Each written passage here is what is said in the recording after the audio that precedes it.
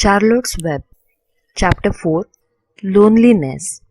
The next day was rainy and dark. Rain fell on the roof of the barn and dripped steadily from the eaves. Rain fell in the barnyard and ran in crooked courses down into the lane where thistles and pigweed grew. Rain spattered against Mrs. Zuckerman's kitchen windows and came gushing out of the downspouts. Rain fell on the backs of the sheep as they grazed in the meadow. When the sheep tired of standing in the rain, they walked slowly up the lane and into the fold. Rain upset Wilbur's plans. Wilbur had planned to go out this day and dig a new hole in his yard. He had other plans too. His plans for the day went something like this. Breakfast at 6:30, skim milk, crusts, middlings, bits of donuts, wet cakes with drops of maple syrup sticking to them, potato skins, leftover custard pudding with raisins, and bits of shredded wheat. Breakfast would be finished at 7. From 7 to 8, Wilbur planned to have a talk with Templeton, the rat that lived under his roof. Talking with Templeton was not the most interesting occupation in the world, but it was better than nothing. From 8 to 9, Wilbur planned to take a nap outdoors in the sun. From 9 to 11, he planned to dig a hole or trench and possibly find something good to eat buried in the dirt. From 11 to 12, he planned to stand still and watch flies on the boards, watch bees in the clover, and watch swallows in the air. 12 o'clock lunchtime. Middlings, warm water, apple parings, meat gravy, carrot scrapings, meat scraps, stale hominy, and the wrapper of a package of cheese. Lunch would be over at 1. From 1 to 2, Wilbur planned to sleep. From 2 to 3, he planned to scratch itchy places by rubbing against the fence. From 3 to 4, he planned to stand perfectly still and think of what it was like to be alive and to wait for fun. At 4 would come supper. Skim milk, provender leftover, sandwich from Lurvy's lunchbox, prune skins, a morsel of this, a bit of that, fried potatoes, marmalade drippings, a little more of this, a little more of that, a piece of baked apple, a scrap of upside down cake. Wilbur had gone to sleep thinking about these plans. He awoke at 6 and saw the rain, and it seemed as though he couldn't bear it. I get everything all beautifully planned out, and it has to go and rain, he said. For a while he stood gloomily indoors. Then he walked to the door and looked out. Drops of rain struck his face.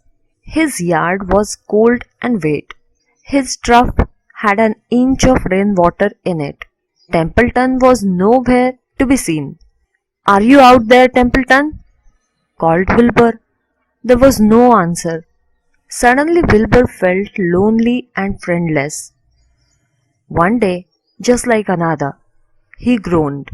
"I am very young. I have no real friend here in the barn.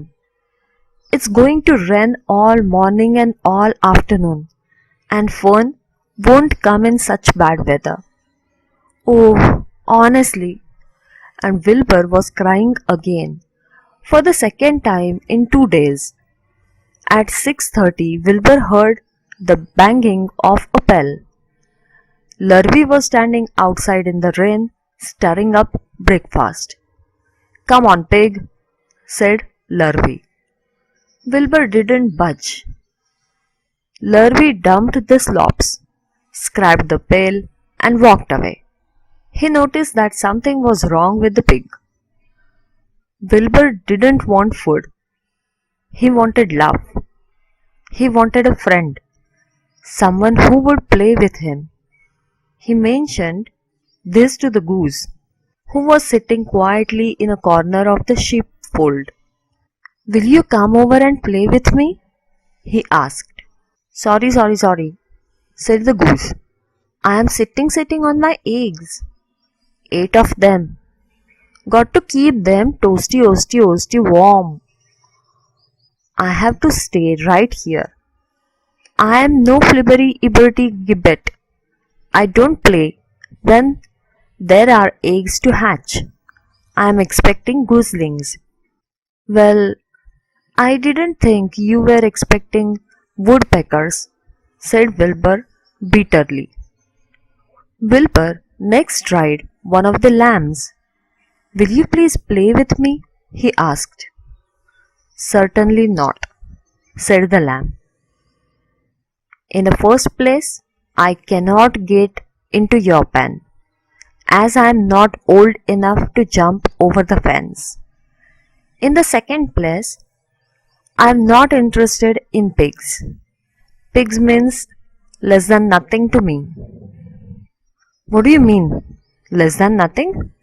Replied Wilbur. I don't think there is any such thing as less than nothing. Nothing is absolutely the limit of nothingness. It's the lowest you can go. It's the end of the line. How can something be less than nothing? If there were something that was less than nothing, then nothing would not be nothing. It would be something, even though it's just a very little bit of something.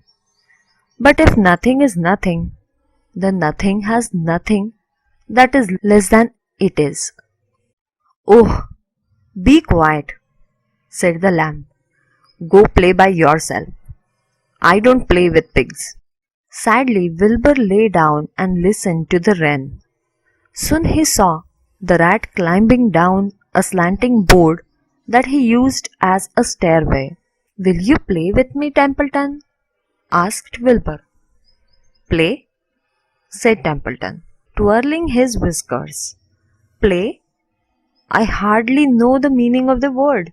Well, said Wilbur, it means to have fun, to frolic, to run and skip and make merry.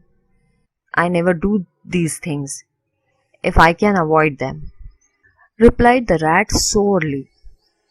I prefer to spend my time eating, gnawing, spying, and hiding. I am a glutton, but not a merrymaker. Right now I am on my way to your trough to eat your breakfast, since you haven't got sense enough to eat it yourself. And Templeton the rat crept stealthily along the wall and disappeared into a private tunnel that he had dug between the door and the trough in Wilbur's yard. Templeton was a crafty rat, and he had things pretty much his own way.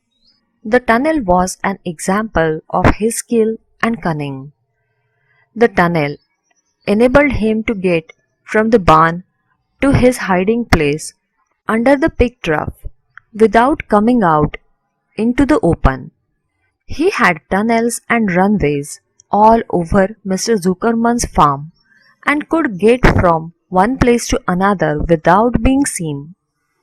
Usually he slept during the daytime and was abroad only after dark.